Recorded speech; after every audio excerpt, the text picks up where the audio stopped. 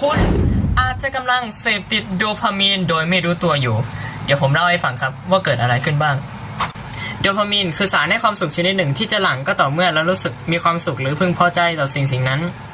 โดยโดพามีนหากได้รับมากหรือน้อยจนเกินไปอาจส่งผลเสียต่อสุขภาพจิตได้แล้ว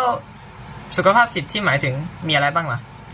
มีโรคซึมเศร้าโรคทางจิตต่างๆและอื่นๆอาจจะส่งผลถึงการยับยั้งชั่งใจการควบคุมอารมณ์ของบุคคลนั้นด้วยแต่ก็ควรฟังหูไว้ก่อนแต่เราสามารถห่างจากการเสพติดโดพามีนได้จากการเสพสื่อให้น้อยลง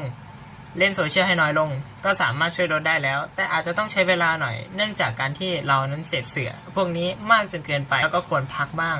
พักสักประมาณหลายๆชั่วโมงจำกัดเวลาการเล่นการเข้าโซเชียลจะช่วยได้มากและโดพามีนก็มีข้อดีอีกคือทำให้สุขภาพจิตเราดีและทำให้อายุเรายืนยาวด้วยหากเราได้รับโดพามีนที่เพียงพอ